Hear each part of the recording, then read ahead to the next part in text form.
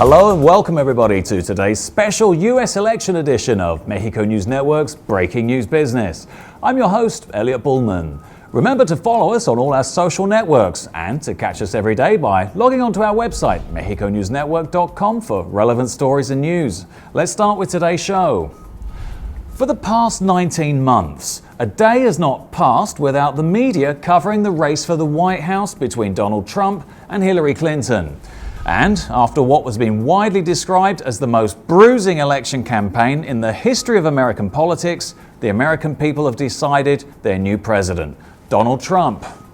As swing states like Ohio and Florida voted Republican, the dream started to become reality for Trump.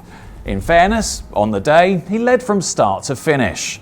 Naturally, the outcome has shocked Trump's critics because his challenge seemed to be fading after revelations of misogyny and his failure to give clear answers during the 3 recent head-to-head debates with his rival. But in true underdog fashion, he delivered the ultimate sucker punch to his critics on the biggest night of his political life thus far.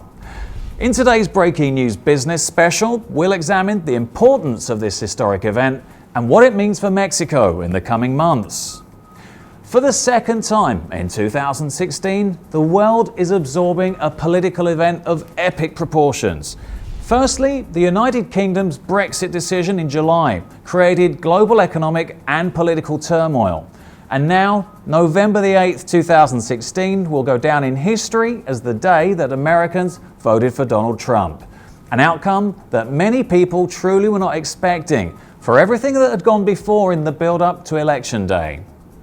Reaction has poured in from all around the world, including China, Russia, and Europe, as they prepare to either embrace or reject the political vision of America's 45th president.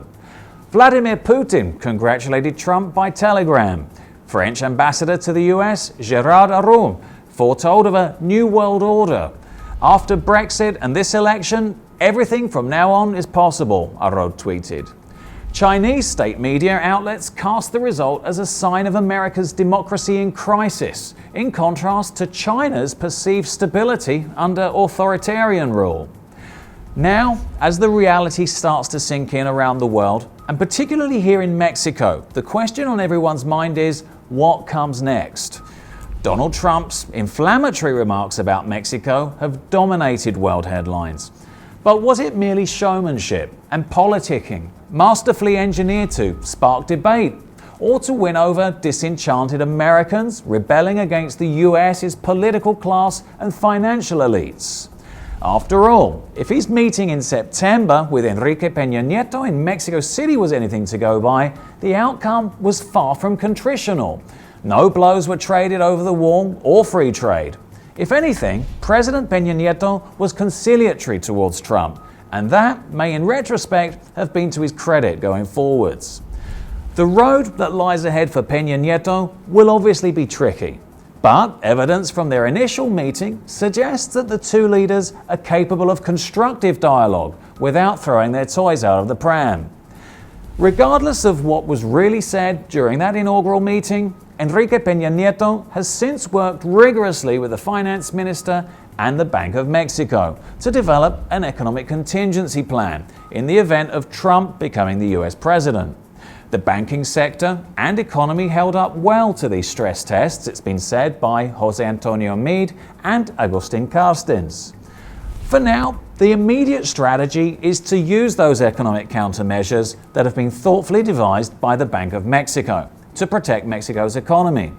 As well as protecting the beleaguered peso, priorities include counteracting any negative economic impact to the Mexican stock market, while providing assurances to Mexico's creditors that there are sufficient reserves to maintain its balance of payments during this period of economic volatility. Whichever way you slice it, the long game is going to be centered on the free movement of goods and people, similar to what's currently happening with Brexit. Like in Europe, which will take 2 years to unravel, nothing will be decided overnight. There's a lot at stake for both countries, and it's not all about what Mexico has to lose, which is a common anxiety expressed amongst Mexican people right now. There's also a lot to be gained if the alliance with the United States can be strengthened through the political process. Naturally, issues will need to be addressed quickly, and reassurances will have to be made to bolster confidence if diplomatic relations between the two countries are to succeed. Every Mexican citizen today will want to know what Trump's real intentions are now that the politicking is done. What's the outlook on Mexico when he takes office? Will he stand by his vow to deport millions of undocumented citizens back to Mexico? Will he build a wall and demand that Mexico pay for it? Evidence already exists to show that the trend is that more Mexicans are actually leaving the United States to repatriate Mexico than entering the US illegally. So is the estimated $25 billion cost really worth it when the US needs to spend vast amounts of money on infrastructure and force down its debt? Policy issues that both Clinton and Trump agreed on. As far as Trump wanting to impose trade sanctions or tearing up the NAFTA agreement is concerned, top economists in the US argue that this measure would be highly counterintuitive and would neither bring quality jobs back into the US nor make US trade more competitive. The economic fate of millions of Mexicans whose livelihoods depend on frontier trade is on the line, however. And for the rest of the country, it's imperative that Trump is dissuaded from imposing tariffs on Mexican exports. Many companies like Ford decided during Trump's election campaign to increase their productivity levels in Mexico until at least 2020 because it makes good business sense. For all of his browbeating on this issue, Trump recognizes that he faces stiff opposition to dismantle trade relations. And even on US soil, these policy changes won't be easy to accomplish. Trump talks tough, and he's a master negotiator. That much we know. But Enrique Pena Nieto's stance will be of paramount importance, with so much now on the line for Mexico. So who will be the peacemakers and deal makers in the long process that lies ahead? And most importantly, what will each country concede to further their country's and people's interests? For certain, Mexico's president will have to exert skill and patience in dealing with Mr. Trump. But the key issues of the day are shared by both governments, and with calm dialogue, the rewards reaped by both parties could be surprising.